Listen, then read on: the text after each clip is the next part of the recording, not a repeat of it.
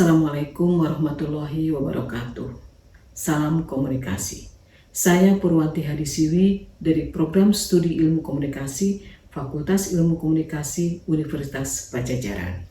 Kali ini saya akan membawakan sebuah topik dari sebuah mata kuliah pengantar ilmu komunikasi yang bisa jadi menjadi topik terakhir, yaitu etika komunikasi. Mengapa kita harus belajar etika komunikasi? Karena percuma saja kita mengetahui tentang bagaimana komunikasi efektif itu bisa terjadi, bisa dilakukan, sementara etikanya kita tidak tahu bagaimana komunikasi itu dilakukan dengan sebaik-baiknya. Kita telah tahu bagaimana menjadi komunikator yang efektif, bagaimana memahami komunikan, bagaimana merancang pesan, bagaimana memilih media yang tepat, bagaimana kemudian kita memperhatikan feedback yang muncul dari komunikan, bagaimana kita merancang pesan sesuai dengan efek yang kita mau, ya, dan banyak-banyak lagi yang kita pelajari minggu-minggu yang lalu terkait komunikasi. Sekarang yang terakhir adalah tentang bagaimana etikanya ketika komunikasi itu kemudian akan kita lakukan untuk mencapai tujuan yang kita inginkan. Oke, apa sih etika komunikasi? Tentu saja ada di dalam benak Anda tentang etika itu apa, ya, tentang norma, tentang aturan, tentang adab bisa jadi, ya. Tapi semoga tidak etika adalah hukum, karena kita belum bicara hukum, tidak akan bicara hukum, ya, terkait komunikasi, ya, bisa jadi tidak tepat Anda lakukan, melanggar etika, ya. Jadi bukan hukum yang kita bicarakan ini, tetapi etikanya, ya, etika, ya. Apa sih etika? Nah, ini adalah definisi etika, ya. Aristoteles mengatakan bahwa etika adalah sebuah upaya manusia untuk menemukan kebaikan yang terbaik yang dapat mereka bangun, ya. Tentu saja yang mereka bangun apa? Tentang komunikasi, how to communicate, bagaimana berkomunikasi dengan cara-cara yang terbaik yang bisa dilakukan oleh manusia. Baginya, semua manusia akan berusaha keras mencapai kebahagiaan mereka. Nah, kebahagiaan itu akan kita capai ketika komunikasi yang baik itu kita bisa lakukan, ya, dan itulah yang diinginkan oleh manusia. Kemudian etika itu apa? Secara umum etika berkaitan dengan penilaian tentang perilaku, benar atau salah, baik atau buruk, pantas atau enggak pantas, gitu. Nah, itu adalah etika, ya. Nah, terkait apa? Terkait tata cara. Tata cara apa? Tata cara berkomunikasi, tentu saja, ya.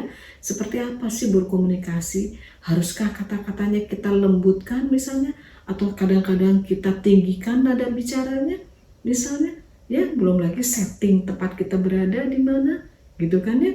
Seperti apa performance kita, bagaimana kita mengupayakan seluruh potensi kemampuan nonverbal kita ketika kita berkomunikasi. Ini tata caranya, gitu. Ada tata caranya sesuai dengan situasi dan kondisi di mana kita berada. Ada norma yang mengatur, ya, yang biasanya terkait budaya, terkait agama, gitu kan, ya. Ada norma-norma itu yang harus kita ikuti. Kemudian ada aturan tertulis, but sometimes juga nggak tertulis, gitu. Ada aturan tertulis bagaimana kita berperilaku dalam berkomunikasi, ya, tapi ada juga yang tidak tertulis. Kemudian sesuatu yang mengatur, ada juga sesuatu yang mengatur kita harus berkomunikasi seperti apa, ya. Kemudian batasan bertindak, tentu saja tidak semua apa yang kita ingin sampaikan itu kemudian kita sampaikan. Ada batasan-batasan tertentu di mana kita tidak bisa menyampaikan apa yang ingin kita sampaikan, ya. Kemudian cara meraih kebahagiaan hidup itu juga adalah terkait etika. Ketika kita beretika buruk, tentu saja dampaknya akan buruk terhadap orang lain dan terhadap suasana di mana komunikasi itu terjadi, maka kebahagiaan pasti tidak akan terjadi pada diri Anda ketika itu dilanggar, ya. Kemudian Jadi etika komunikasi itu apa? Yaitu sebuah tata cara yang mengatur baik dan buruk, boleh dan tidak boleh, serta lainnya dalam proses berhubungan dengan orang lain. Lanjut, ini kata Aristoteles tentang good moral, good character, dan goodwill. Ya, nah ketiganya ini harus ada ya ketika seseorang dan orang lain ada di dalam sebuah proses komunikasi. Jadi di sini kita bicara good moral, yaitu komunikasi yang merupakan cerminan moral kita, ya, tentang nilai susila, ya, tentang kebiasaan, ya, lifestyle kita seperti apa. Tentu saja semuanya, ya, lifestyle yang baik, nilai kesopanan yang baik, kebiasaan yang baik, itu akan memunculkan etika yang baik. Good moral, good character. Komunikasi dibangun atas karakter, sifat-sifat perilaku yang baik, sifat pribadi kita yang baik, moral dan karakter yang baik. Kemudian ada niat baik nggak? Niat membaikkan orang. Jadi nggak boleh komunikasi itu dibangun dengan niat yang buruk, ingin membuat malu orang, ingin membuat orang menangis, ingin membuat orang sedih, ingin membuat orang kesal. Nah, itu bukan etika yang baik. Etika yang baik adalah dengan niat yang baik, yang membaikkan orang lain dan lingkungan tentu saja. Ya, itu adalah tentang etika dari Aristoteles. Kemudian etika itu ternyata ada prinsip-prinsipnya, ya. Ada 4 prinsip yang kita bisa ambil salah satu prinsipnya, ya, ketika kita menghadapi sebuah situasi.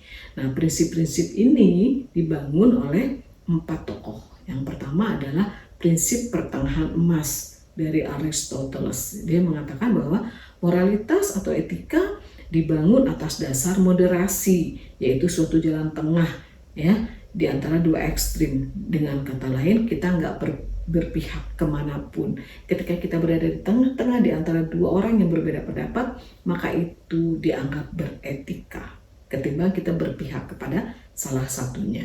Kemudian yang kedua adalah imperatif kategori, yaitu ketika etika diukur oleh niat yang mematuhi hukum ketimbang hasilnya. Jadi hukum kita ikuti itu beretika. Mau hasilnya kayak apa? Misalnya hasilnya tidak membaikkan, hasilnya membuat konflik, hasilnya membuat orang saling benci misalnya, ya. Tapi kan tidak melanggar hukum, maka itu pun dianggap beretika. Sementara itu, kalau kata yang melihat,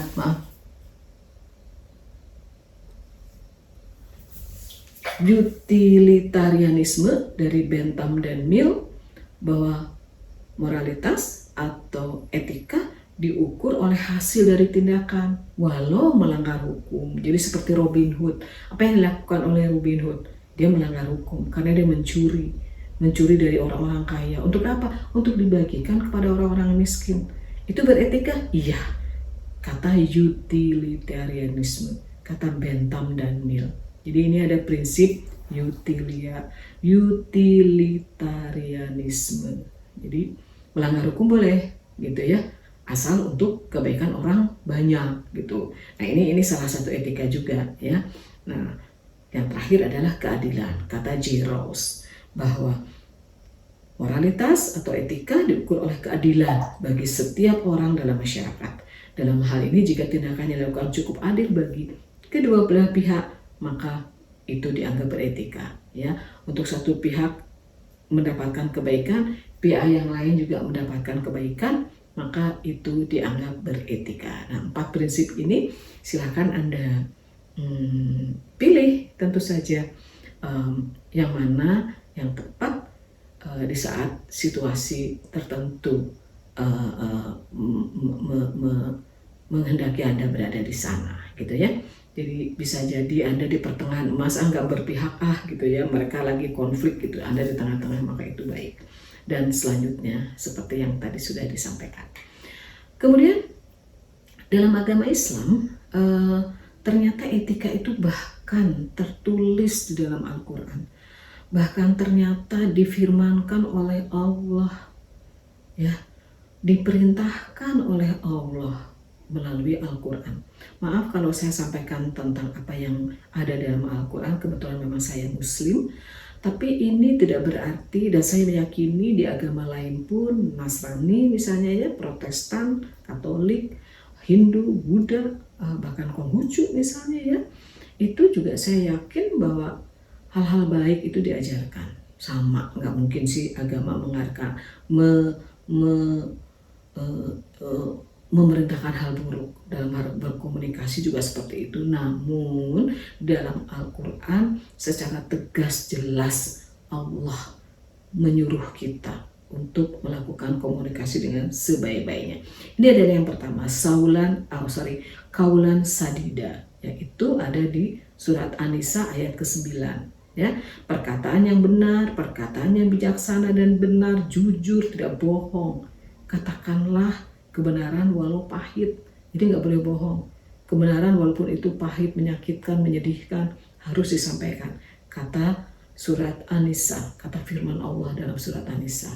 Begitu juga kaulan baliga, itu ada di dalam An-Nisa masih di ayat 63. Perkataan yang berbekas pada jiwa, jadi harus berkesan kata-kata kita itu ya, menggunakan kata yang efektif, jadi jangan bertele-tele, harus to the point, jangan muter-muter kalau ngomong. Al-Quran mengajarkan kita jangan bertele-tele, tegas jelas gitu ya, jangan bertele-tele, muter-muter, tepat sasaran, mudah dimengerti, tidak berbelit-belit ya, dan harus sesuaikan dengan kemampuan orang yang menjadi pihak lain dari kita gitu ya. Harus ada kemampuan berempati, sesuaikan dengan frame of reference si komunikan kita ya. Bahasa harus bisa dipahami oleh orang lain. Kemudian kaulan ma'rufah, kata-kata yang baik, ungkapan yang pantas, santun, tidak kasar, tidak menyakitkan, kata-kata dilembutkan, bermanfaat dan mengandung unsur kebaikan. Itu juga difirmankan oleh Allah untuk kita lakukan ya. Kemudian kaulan karimah, ucapan yang mulia dibarengi dengan rasa hormat dan mengagungkan, lemah lembut, enak dengar dan bertata krama, hormat, sopan. Nah ini di Al-Isra ayat 23 ya. Kalau nggak salah surat itu mengatakan dengan detail ya, bahwa kita harus berkata baik, lemah lembut kepada siapa? Orang tua. Di sana sampai Allah mengatakan jangan pernah Anda menjawab ada kata itu. Jangan pernah Anda menjawab kepada orang tua ketika orang tua menyuruh Anda melakukan sesuatu. Sampai ada firman itu. Betapa Allah sangat memperhatikan, betapa Allah mengajari kita untuk berkomunikasi dengan sebaik-baiknya kepada orang yang memang harus kita hormati. Kemudian kaulan layyina, perkataan yang lemah lembut, enak didengar dan ramah, menyentuh hati, melarang tapi simpatik ya, melarang tapi simpatik, tidak kasar gitu ya. Kemudian yang terakhir kaulan masyura, ucapan yang mudah dicerna, dimengerti dan dipahami, membahagiakan, melegakan. Nah ini bahkan di salah satu suratnya yang di sini ini dicontohkan bagaimana Allah mengajari Nabi Musa ketika Nabi Musa harus berhadapan dengan Fir'aun. Padahal Fir'aun itu siapa? Musuh besarnya Nabi Musa. Tapi Nabi Musa harus berkata-kata halus, lembut, tidak kasar kepada Fir'aun yang jelas-jelas kasar. Seperti itu Allah mengajarkan kita, bukan kasar tapi lembut ya. Mudah-mudahan Anda paham dengan etika komunikasi yang diajarkan oleh Allah dalam agama Islam. Kemudian etika komunikasi itu ibarat do and don't. Jadi sesuatu yang kamu harus lakukan atau jangan lakukan ya. Kemudian ini adalah etika komunikasi ketika bermedia sosial. Anda juga harus tahu ketika bermedsos, ketika menggunakan WA. Anda harus tahu ketika Anda menggunakan Facebook atau Twitter dan seterusnya. Karena di sana ada rekam jejak. Anda harus ingat itu. Jangan Anda memposting hal-hal yang akan membahayakan hidup Anda di kemudian hari, karena nggak bisa dihapus rekam jejak Anda di media sosial itu. Jadi harus hati-hati. Nah, ini tentang etika juga ya, tentang etika. Kemudian etika komunikasi antar pribadi seperti apa? Anda harus juga belajar tentang itu. Kemudian ada etika apa? Dalam organisasi mesti seperti apa, dan dalam keluarga harus bagaimana. Nah, ini hanya salah satu contoh dari etika komunikasi ya antar pribadi yang dikemukakan oleh Condon. Di sini nggak ditulis aja, dikemukakan oleh Condon ya. Dia bilang bahwa komunikasi itu harus jujur dan terus terang. Jujur dan terus terang artinya apa? Gak bohong. Yang pertama. Yang kedua agak-agak kontradiktif. Lebih baik menjaga keharmonisan hubungan daripada menyatakan pikiran kita. Jadi better not to say than hurting others gitu. Artinya apa? Masih jujur sih sebetulnya. Nggak ngomong kan jujur daripada ngomong bohong gitu kan. Dia diam, mendingan diam aja daripada menyakiti gitu ya. Pesan harus tepat, minimalkan penyimpangan. Jadi pesan itu harus tepat. Jangan ada muter-muter berbelit-belit malah jadi menyimpang gitu ya. Nah, kemudian apalagi hindari kecurangan. Jangan sampai Anda ngomong sesuatu padahal di baliknya ada sesuatu yang Anda maksudkan. Jadi kayak bersayap gitu ya. Pesan yang bersayap itu kan ya kurang bagus juga ya, ada udang di balik batu gitu ya, curang gitu ya. Kemudian apalagi pesan verbal dan non verbal harus konsisten. Jadi jangan Anda memuji seseorang tapi Anda sambil melengos gitu kan. Misalnya, wah bagus sekali ya sepatunya gitu. Nah itu nggak good tentu saja. Jadi harus benar-benar bahwa Anda mengagumi seseorang, mengagumi bajunya, mengagumi rambutnya, Anda betul-betul mengagumi dengan mata yang menunjukkan kekaguman, tentu saja dengan suara, dengan mimik wajah sepenuhnya, karena itu semua menggambarkan pesan yang konsisten antara verbal dan non-verbal, tidak menghalangi atau memotong pembicaraan. Nah ini bagus sekali karena bisa jadi kita atau bahkan saya masih suka melakukan ini, memotong orang lagi bicara terus kita main potong aja. Nah itu nggak beretika ya. Kalaupun harus melakukan itu mungkin minta izin gitu kan, maaf saya bisa boleh bicara. Ketika orang itu belum juga stop ngomongnya, tetap aja kita masih angkat tangan tapi belum kita potong gitu ya. Nah etika komunikasi yang seperti itu yang harus kita pahami dan jaga ya. Ini tentu saja salah satu etika ya, yang boleh aja kita ikuti, tapi kita lihat juga yang lainnya. Etika berkomunikasi melalui email. Nah, kita udah talking about komunikasi menggunakan medsos atau menggunakan internet ya. Harus seperti apa? Nah, di sini ada salam dan seterusnya. Anda bisa pelajari sendiri ya melalui PT yang sudah kami berikan ya. Kemudian etika menghubungi dosen melalui telepon genggam. Nah, tentu saja ini juga harus diperhatikan ya. Anda nggak bisa juga gitu nanya dosen, emang Anda siapa gitu kan, tiba-tiba Anda bertanya, maaf Ibu ada di mana? Betul Anda pakai kata maaf, tapi Ibu ada di mana? Loh kok tiba-tiba seperti itu sih bertanyanya, teman juga bukan gitu kan.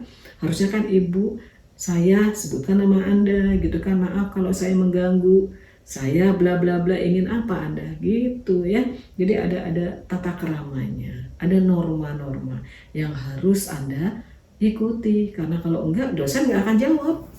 Males jawab anak yang seperti itu, males menjawab sapaan mahasiswa yang seperti itu. Nah, monggo silakan Anda nanti baca sendiri bagaimana etika menghubungi dosen melalui telepon genggam ya. Kemudian apa lagi? Etika melalui WhatsApp juga seperti apa ya. Kemudian etika dalam organisasi juga bagaimana gitu ya. Jadi banyak yang kemudian Anda harus pahami ya, coba ikuti gitu, karena disitulah komunikasi Anda kemudian menjadi efektif. Dan ketika Anda ikuti etikanya, komunikasi menjadi efektif, Anda akan berasa nyaman, feels good gitu ketika Anda lakukan itu dengan penuh etika ya. Jadi silakan Anda pelajari lagi lebih lanjutnya. Untuk referensi Anda bisa lihat di rencana perkuliahan semester yang sudah disampaikan di awal perkuliahan ya. Barangkali itu yang bisa disampaikan, semoga bermanfaat. Wassalamualaikum warahmatullahi wabarakatuh. Salam komunikasi.